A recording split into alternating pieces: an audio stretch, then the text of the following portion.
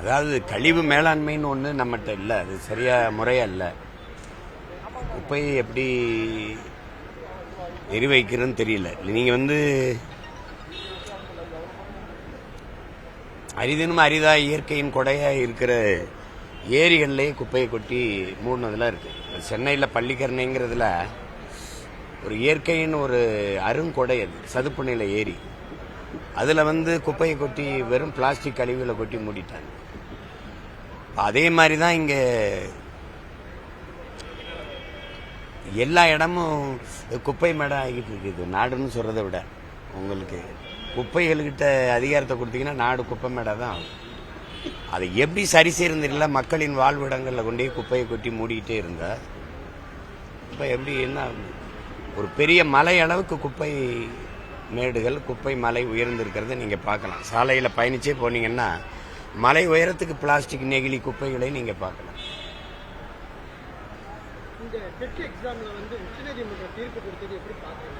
என்ன சொல்லுது?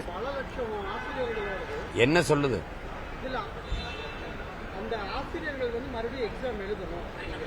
5 வருஷத்துக்கு முன்னாடி இருக்கிறவங்க எழுத வேண்டாம் அப்படின்னா பழைய ஆசிரியர்களா கண்டிப்பா டெட் எக்ஸாம் எழுதணும், தகுதி தேர்வு எழுதணும். இதுல நீங்க இந்த நாட்டை ரொம்ப இந்த நாட்டின் நிர்வாகத்தை கூர்ந்து கவனிக்கணும். நீண்ட காலமா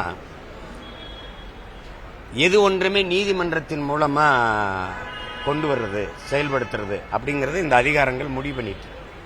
அப்படின்னா சட்டமன்றம், பாராளுமன்றம் எதுக்குங்கிற கேள்வி வருமா வராது? இப்போ நீட்டு தேர்வு எழுதணுமா வேணாமா, யார் முடிவெடுப்பா? நீதிமன்றம்.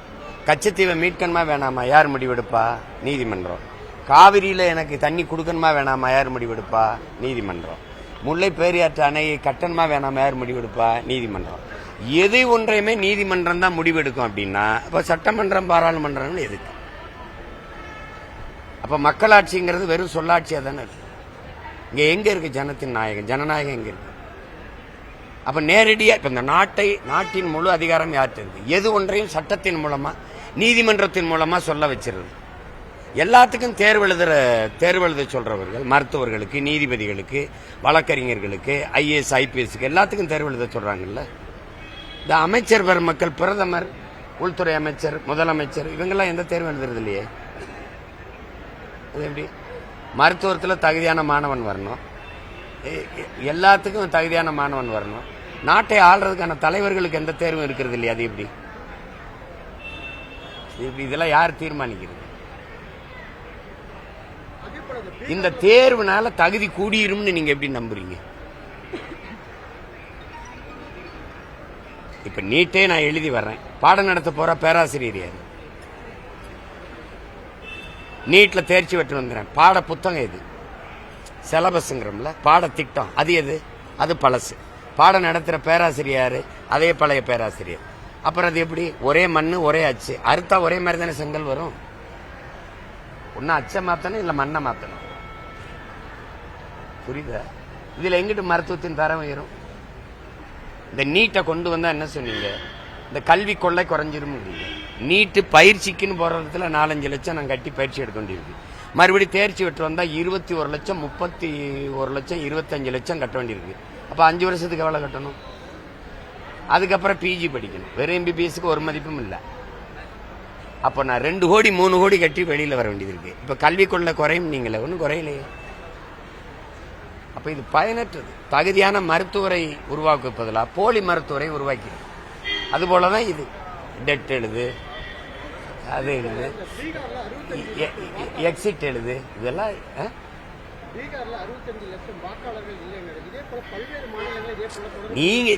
நீங்க காங்கிரஸ் இருக்கும்போது என்ன பண்ணீங்களோ அது பிஜேபி இருக்கும்போது செய்து. உங்க ஆட்சியில நேர்மையா தான் வாக்குப்பதிவு நடந்ததுன்னு நீங்க எங்க சத்தியம் பண்ணுவீங்க? நீ நேர்மையாளன். அந்த EVM எந்திரத்துல இது நடக்கும்னு தெரியும். உலகத்துல மூளைங்கிற உறுப்பு இருக்கிற எல்லாருக்கும் தெரியும். உலகத்தில் இந்த EVM எந்திரத்தை வச்சிருக்க நாடு எத்தனை? முதல்ல சொல்லுங்க ராகுல் காந்தி. எத்தனை நாடு வச்சிருக்கு?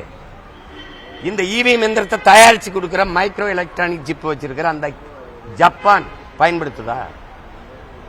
3 நாடு தான் வச்சிருந்தது. ஒன்னு பங்களாதேஷ், இன்னொன்னு நைஜீரியா, இந்தியா. 3 ஊழல்ல பெருத்த நாடுகள். பங்களாதேஷ் தூக்கி போட்டுருச்சு. இப்ப நைஜீரியா நீ தான் வச்சிருக்க, அமெரிக்கா வச்சிருக்க, ரஷ்யா வச்சிருக்க, ஆஸ்திரேலியா வச்சிருக்க, ஐரோப்பிய நாடுகள் வச்சிருக்க. இல்லை உனக்கு தயாரித்து கொடுக்குற ஜப்பான் தான் வச்சுருக்கா? கேட்குறதுக்கு பாருங்க, என்னை பாருங்க. நீ ஏன் அந்த இவிஎம் எந்திரத்தை கட்டி பிடிச்சிட்டு அழுகுற? அதில் முறைகேடு நடக்குதுன்னு தூக்கி போடுறா. வாக்கு சீட்டு முறைக்கு வான்னு பேசியிருந்தா நேர்மையான திருப்பி அதையே அது நடந்திருக்கு நடக்கும், நாளைக்கு நடக்கும். சொல்லுங்க. இப்ப எனக்கு எடுத்துக்கங்க, ஈரோடு கிழக்குல 25,500 நிறுத்த சொன்ன மகான் யாரு? இன்னொரு 500 ஓட்டு வாங்கினா நான் வந்து அங்கீகரிக்கப்பட்ட கட்சி ஆயிருவேன். நான் டெபாசிட் இழக்கணும்னு நீ முடிவு பண்ணிட்டீங்க. உங்க மாவட்ட ஆட்சியர் என்றதை நிறுத்திடுறாப்ல. எப்படி நிறுத்துவாருன்னு கேக்குறீங்களா? கள்ள ஓட்டு போடும்போது தடுக்காத தேர்தல் ஆணையம், வாக்குக்கு காசு கொடுக்கும்போது தடுக்காத தேர்தல் ஆணையம் என் வாக்க நேர்மையா என்னும்னு நான் நம்பணும். எப்படி தெரியுது இந்த எந்திரத்துக்குள்ள அந்த ஜாக் பண்ணிட முடியும்? அதை இங்க பாருங்க, என்னுடைய அலைபேசிய இங்க இருந்து நான் எங்க அம்மாவுக்கு அரணியூர்ல பேசுறத டெல்லியில இருந்து ஒட்டு கேட்க முடியுதா? முடியல. அப்ப இந்த வாக்கெந்திரத்துல செய்ய முடியும்னு தெரியுது இல்ல? அப்ப அதை தூக்கி போடுறா, பழைய வாக்குச்சீட்டு முறைக்கு வாடான்னு சொல்ல வேண்டியதானே? அதை சொல்லி போராட மாட்டாப்ல. புரியுதா? அவன் நீங்க 60 லட்சம் வாக்கு அங்க ஏமாத்திருக்குன்னு சொல்லும் போது அங்க இருந்து ஒருத்தன் நீங்க உங்க முதல்வர் கொளத்தூர்ல 9,500 ஓட்டு ஏமாத்தி தான் வென்றிருக்காருன்னு போடுறேன். அதை ஏன் பேச மாட்டீங்க? நான் சொல்ற மாதிரி சொல்லு. இந்த வாக்கு எந்திரத்துல ஏமாத்த முடியும், அப்ப தூக்கி போடு. மறுபடியும் வாக்கு சீட்டு முறைக்கு இவிஎம்ஏ வேணாம்னு சொல்ல வேண்டியதானே? அதை வச்சுக்கிட்டு முறைகேடு நடந்துருச்சு அப்படின்னா எங்க நடக்கலன்னு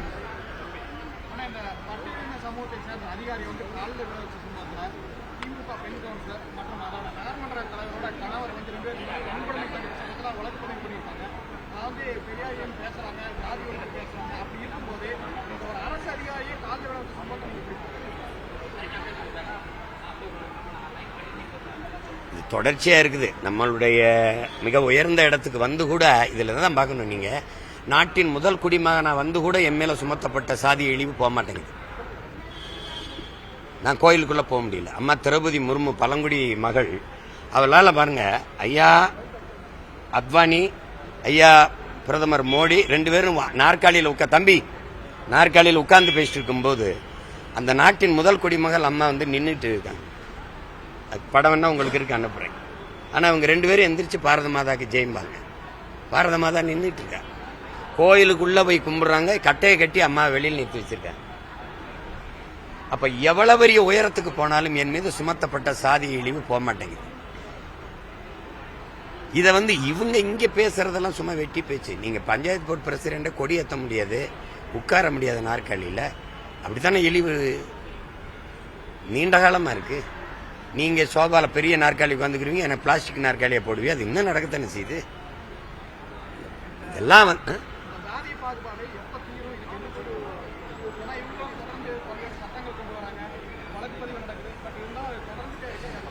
இது வந்து அது கண்ணுக்கு தெரியாத நோய் ஒன்றும் இல்லை. இது ஒரு மனநோய் தானே, நம்ம உருவாக்குனது தானே.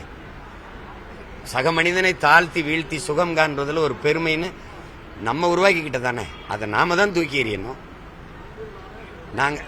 நாங்க வர்றோம். அதை நீங்க கொஞ்ச நாள் பொறுங்க, அதை சரி பண்ணுவோம்.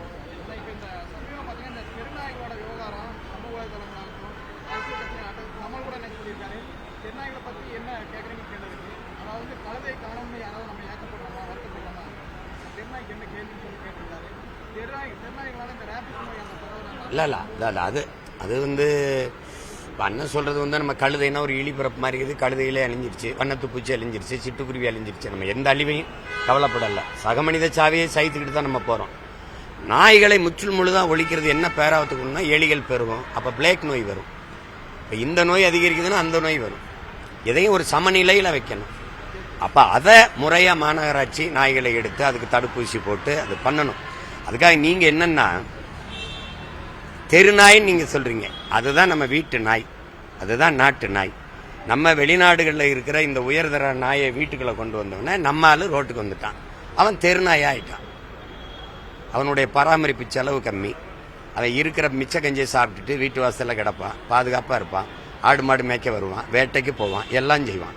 இவனுக்கு தனியா பிஸ்கட், அந்த உணவு தனி, அவனுக்கு தனி மருத்துவம், அவனுக்கு தனி. அவர் குளிரூட்டப்பட்ட அறையில தான் இருப்பாரு. அவர் ஒரு குட்டி, ஒரு நாய்க்குட்டி 25,000 1 லட்சம் வரைக்கும் இருக்கு. இது ஒரு பெரிய சந்தை. அதனால என் நாயை தெளிவு போட்டு அவன் நாயை வீட்டுக்குள்ள கொண்டு வந்துட்டான். அதனால அது வீட்டு நாயம் தெருநாயமா இருக்கு. இதா நாய், நம்ம நாய். அது உரிய பராமரிப்பு இல்லாதனால அது எண்ணிக்கை பெருகிருச்சு. இங்கே போவோர் வருவோர்கள்லாம் அது கொஞ்சம் கறியை வாங்கி போட்டு பழக்கி விட்டோம்னா அதை ஒரு இந்த நாய் பராமரிப்பு ஒரு பெருமைக்கா அது என்ன செய்யுது, அதை சாப்பிட்டு பழகிடுது. பழகணுன்னு இந்த சுவையில் அங்கே திருப்பூரில் காங்கயத்தில் பல ஆடு மாடுகளை கடிச்சிருச்சு, இங்கே பெரம்பலூரில் கடிச்சிருச்சு. அதனால விவசாயிகள் பாதிப்பு. அதுக்கெல்லாம் நாங்கள் அறிக்கை கொடுத்து பேசணும். அது அரசு அது பொறுப்பாக எடுத்து அணுகணும். அதுக்காக நாயை முற்றுமுழுதாக ஒழிச்சிருதுங்கிறது, ஏழ்மையை ஒழிக்கணும்லாம் ஏழைகளையெல்லாம் கொன்றணுங்கிற முடிவுக்கு வரக்கூடாது. இதை குடிசையில்லா வீடுனா குடிசையெல்லாம் தீ வச்சு கொளுத்திடுறதான்னு வரக்கூடாது. அது ஒரு சரி பண்ணும். அதை சரி பண்ணும். யார் சொல்றது?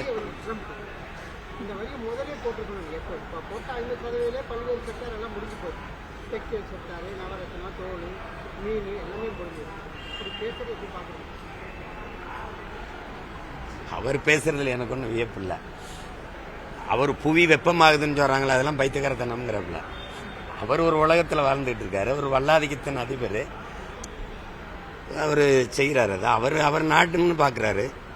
நம்ம அவங்கள சார்ந்து நம்ம வர்த்தகத்தில் நிறைய இந்த உலகம் சந்தைமயமாக்கப்பட்டதில் பிற நாடுகளை சார்ந்து இருந்ததில் நம்ம பாதிக்கப்படுறோம். இப்போ பின்னலாடை நீங்கள் ஒரு நெசவில் மட்டும் பார்க்குறீங்க, ஒவ்வொரு துறையாக பாதிக்கப்படும். மிகப்பெரிய பொருளாதார நெருக்கடியை நம்ம சந்திப்போம். அது எனக்கு பெரிய அச்சம் இருக்குது. ஏன்னா பங்களாதேஷ்லையும் இலங்கையிலையும் வந்தது இங்கே வந்துச்சுன்னா ரொம்ப கஷ்டமாயிரும். நமக்கு அவ்வளோ பெரிய பொருளாதார வீழ்ச்சியெல்லாம் நம்மளால் தாங்க முடியாது. ஏன்னா அது ஒரு சின்ன மாநில அளவே உள்ள நாடுகள் இலங்கை, பங்களாதேஷ்லாம். நம்ம 29 நாடு, நம்ம பெரிய ஒரு துணைக்கண்டம். அப்படிலாம் வந்ததுன்னா ரொம்ப கஷ்டம். இவங்க தானே கொஞ்சம் குழாவிக்கிட்டு இருந்தாங்க. உங்களுக்கு தெரியும். இதே ட்ரம்பை கூட்டிகிட்டு 7 வகையா மாட்டுக்கறியை வறுத்து பொறிச்சு வச்சதில் மகான்கள்லாம் நம்ம ஆளுங்க தானே. அதெல்லாம் பேசணும். அவங்க தானே போய் பேசணும். எனக்கிட்ட கேட்டு என்ன பண்றது? என்னை அந்த நாட்டுக்குள்ள நுழையவே விட மாட்டான். தடை பண்ணி வச்சிருக்கான். நான் பேசினால கேட்க மாட்டான்.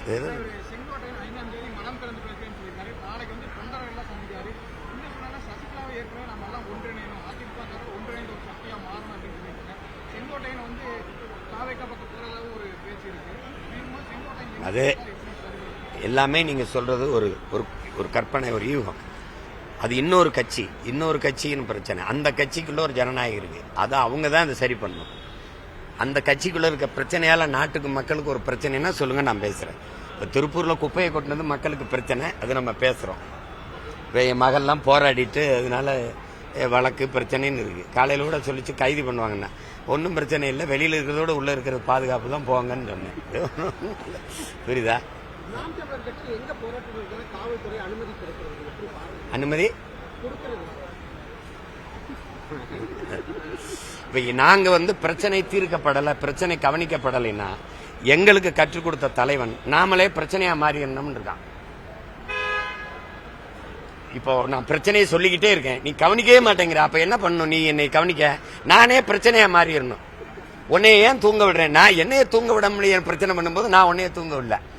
அப்போ இவன் பெரிய தலைவலியா இருக்கானேன்னு எங்களை உள்ள விடுறதில்ல. ஏன்னா நாங்க போனா அந்த பிரச்சனை தீர்ற வரை களத்துல நிற்போம், அது போராடுவோம்.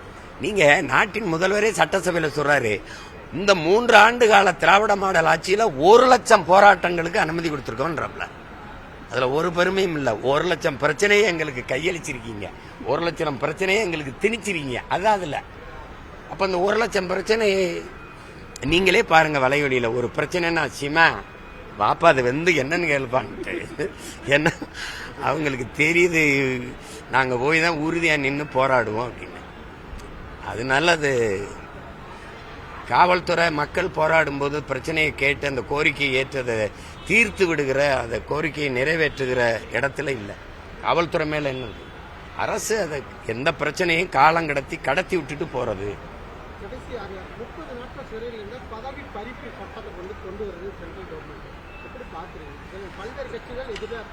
அந்த சட்டத்தை நிறைவேற்றினா கொண்டு வந்தவர்கள் பதவியில் இருப்பார்களான்னு பாருங்க.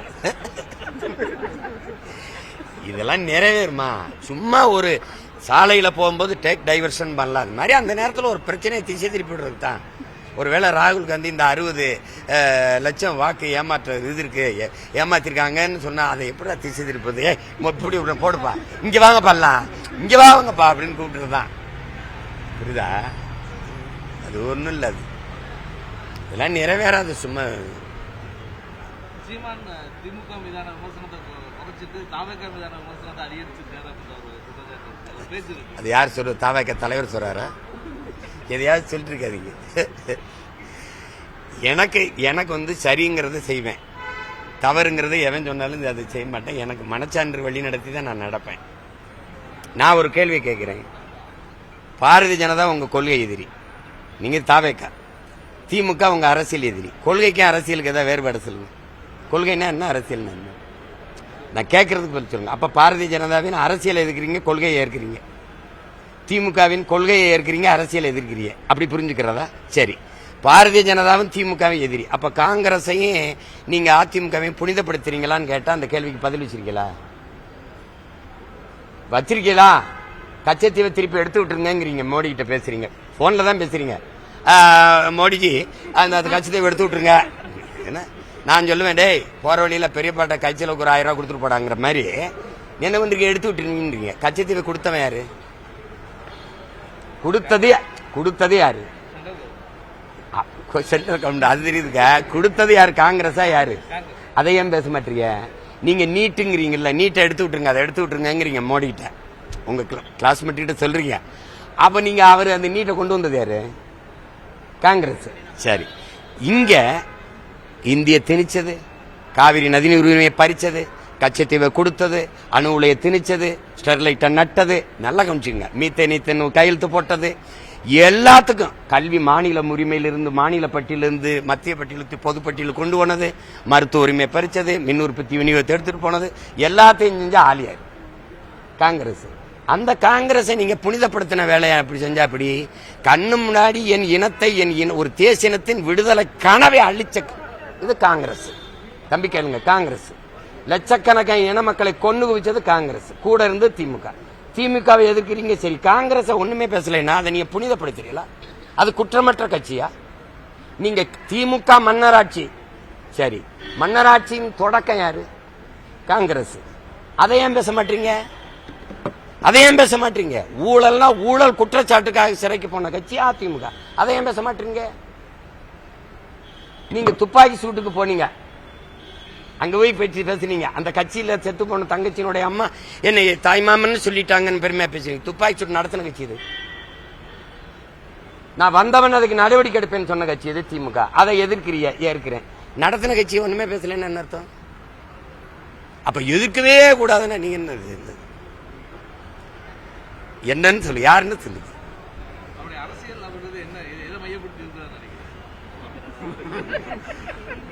என் முகத்தை பார்த்து ஓட்டு போடுங்கிறாப்ல, அதை மையப்படுத்தி இருக்காப்ல.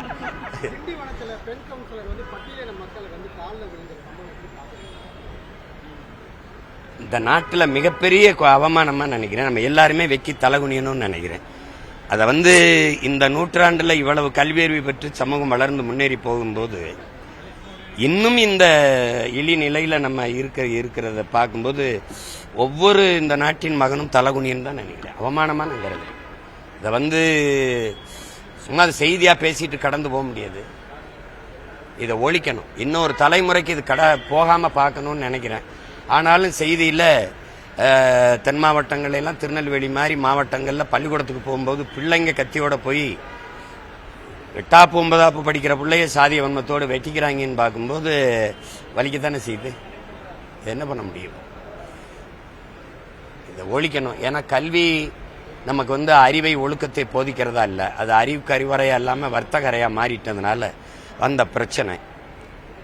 இதெல்லாம் சும்மா வழக்கு போட்டு அப்படிலாம் இருந்தாலும் பதவியை பிரித்து வெளில போடான்னு சொல்லணும். நான் வந்தேன்னா என்ன பண்ணுவேன்னா, உன்னுடைய கல்வி சான்றிதழ் செல்லாது, உனக்கு கடவுச்சீட்டு இல்லை, உனக்கு குடும்ப அட்டை இல்லை, உனக்கு வாக்குரிமை இல்லைன்னு தூக்கிவிட்டுருவேன். அதுக்கு மேலே வேணா சாதியை கட்டி வச்சுட்டு பெருமையாக வாழ்ந்துக்கன்ட்டு போயிடுவேன். இது நடக்குதா இல்லைன்னு பாரு.